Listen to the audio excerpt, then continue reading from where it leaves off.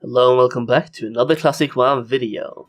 Oh boy, do we have some news this time around, and if you've invested thousands of gold into Black Lotus, then you already know what I'm talking about. Actually, unless you've been living under a rock, you know what I'm talking about here. This video was also inspired by watching Dave the Gamer's video on the subject, and if you haven't seen his video on it already, check the pinned comment or the description and you'll find it. It's honestly an amazing video and he brings up a lot of good points that I don't cover in this video. So for a different point of view, just check out Dave the Gamer. Black Lotus changes are coming, and before we go into my opinion on the subject, let's just read the Bluepost. Via hotfixes, we are now working on several quality of life improvements that should go live in the next few days. Black Lotus scarcity has been consistently among the top issues we've seen player feedback about, so we've decided to update how we handle Black Lotus spawns. Since the launch of Classic WoW, the game has used the spawn times and locations from original World of Warcraft, aka Vanilla, but population and social factors have led to Black Lotus being much more scarce, or scarce, whatever, than it was in original WoW. While these issues affect all of the mining and herb nodes to some degree, Black Lotus is especially affected because it has the special property of only having one spawn up at a time in each of the zones it spawns in. In original WoW, designers planned Black Lotus around a technical limitation. Only 10 spawn locations per node type could be active at the same time in the same zone. We no longer have that limitation, but it gives us a design intention that we can work with. Black Lotus was supposed to spawn in the widest variety of locations, while there could be only one up at a time in each zone. As always, our goal is to minimize differences from original World of Warcraft, and we feel this is a case where we can follow that design intention in a way that is warranted by modern conditions, as well as beneficial to players. We're going to increase the spawn rate of Black Lotus, and we're going to add many additional possible spawn locations in each of the Black Lotus zones. With a different hotfix, we are working on making it so that a player cannot see a Black Lotus on screen or on their minimap if they're dead unless they have 300 herbalism. Well, it looks like Blizzard are actually listening to the community here, and I'd like to direct you guys to Willy, an absolutely amazing content creator for World of Warcraft in general with a focus on legacy World of Warcraft content. He made a video about a month ago highlighting the problems of Black Lotus bots in Classic WoW, and followed it up with another video a few days ago about market scarcity on Black Lotus. The next day, Blizzard announced that they are coming out with a hotfix very soon to increase the spawn rate or decrease the spawn timer. However you want to phrase it, they will give us more Black Lotus basically, and they are increasing the amount of spawn points to make it more difficult to camp, either by players or by bots. This is indeed a very good change for most people, but in my opinion it's a hotfix we should have gotten months ago. We should have gotten it at the same time as we got the Devil's Sword hotfix, or even before the launch of Classic WoW, or at the same time they took away layers. We all knew, and Blizzard also knew, that the amount of Black Lotuses in the game were far less than the amounts needed by raiders unless some people started hoarding early. It's not like this is some news that nobody heard about. It's a concern that private server players had long before Classic WoW came out, as the amounts of players playing Classic WoW would be insanely high, and since the servers are larger now than they were back in Vanilla, we need more Black Lotus as well if people are going to Flask. So what they are doing here is great, it's a change we all need, I think it's a change most of us will be happy with, but they are adding it so late that it will definitely piss some investors off. I know people with over 50,000 gold purely invested into Black Lotus, who have spent hundreds of hours farming that gold and invested it, and I know for a fact that instead of re-farming it, they are just going to quit the game at this point.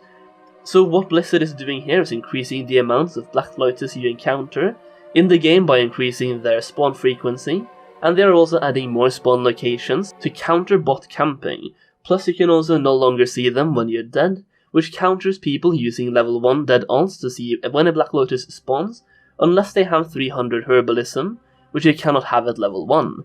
The very good change about this, in my opinion, is that a casual WoW player now actually has a chance to encounter a Black Lotus in the wild, which was pretty much impossible before this, as it's being heavily camped on pretty much every server because it is so valuable.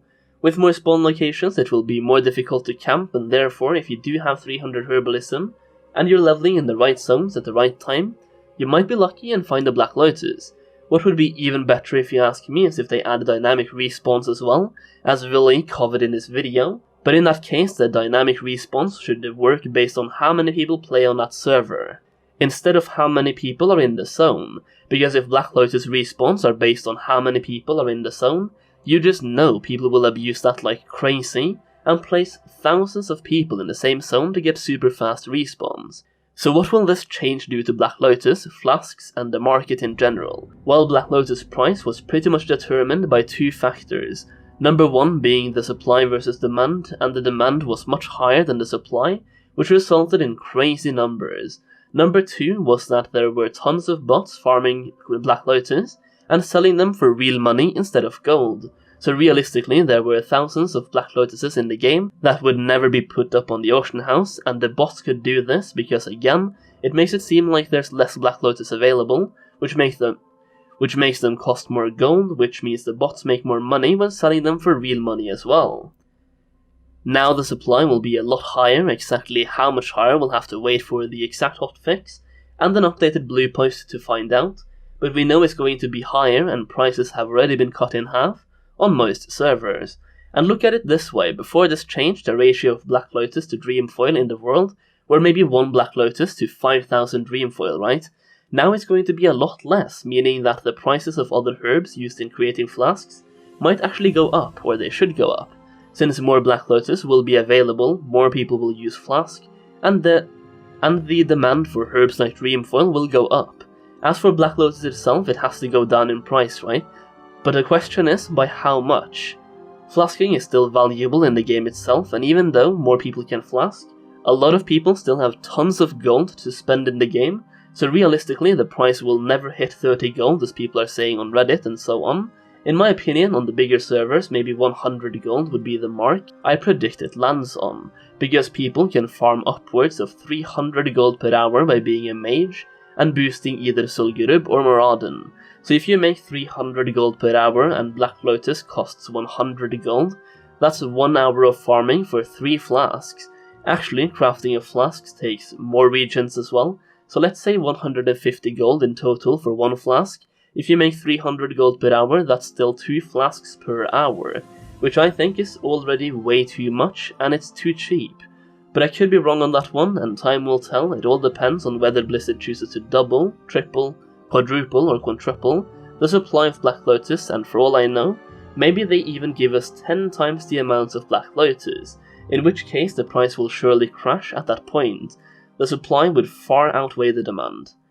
That being said, at the time of recording this video and writing this semi-script or the keynotes or whatever you want to call it, the price has actually gone down as far as 60 gold on some servers, which might be because people are scared of how far down it will go, which again is understandable because at this point, Blizzard has shown that they are willing to make changes to the game.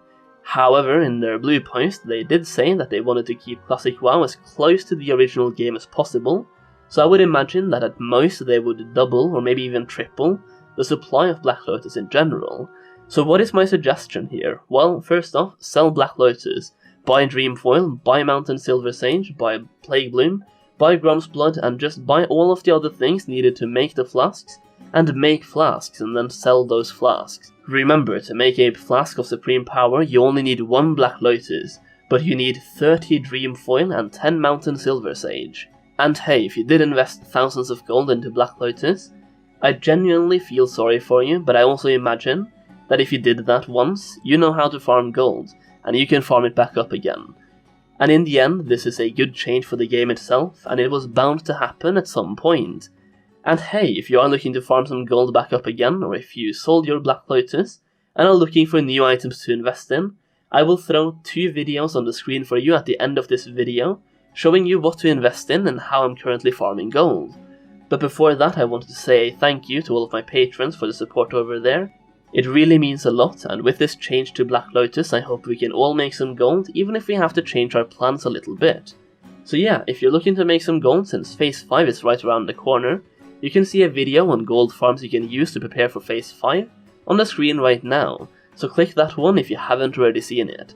And if you're sitting on some raw gold, here's a video showing you what to invest in. That's it for now guys, thank you so much for watching, leave your feedback in the comments down below, and I'll see you in the next video.